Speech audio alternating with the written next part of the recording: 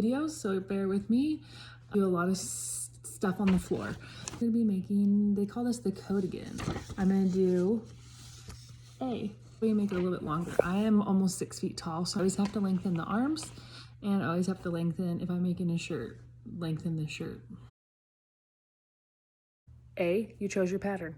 B, you chose your fabric. C, you chose the option that you wanted on the pattern. Open up the instructions. We're going to be looking at view B. It tells us to cut pieces 1 through 6. I always iron my tissue pattern pieces after I cut them. I chose this fabric.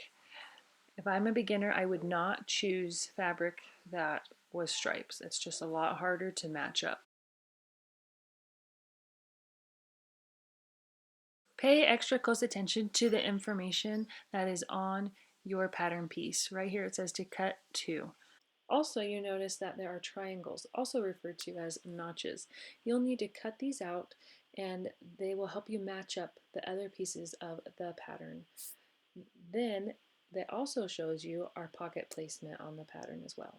Measure the top of the arrow all the way over to your selvages. You need to do this on the top and the bottom, and they need to be the same amount. If they are not matching up, you will need to adjust your pattern accordingly. Just kind of wiggle it around and pull it to where it needs to be, and then it'll be just fine. It doesn't need to be exact, but as long as it's around the same amount, you'll be fine.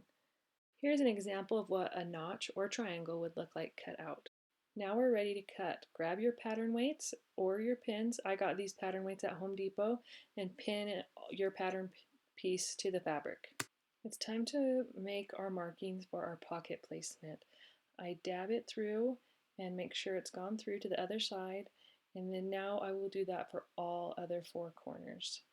We want to make sure we have a left and a right side, so make sure you are being careful while you're cutting.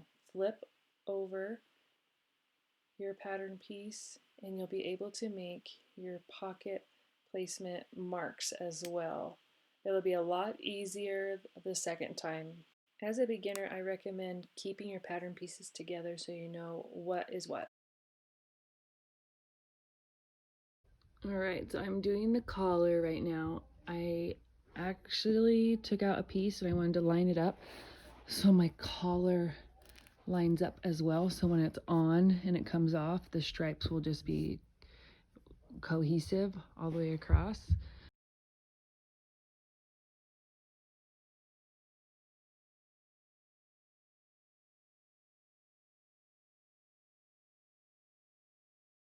Because I'm such a visual learner, I try to help myself out as much as possible. I have my fronts lined up against my back, so I'm going to have all my stripes matching.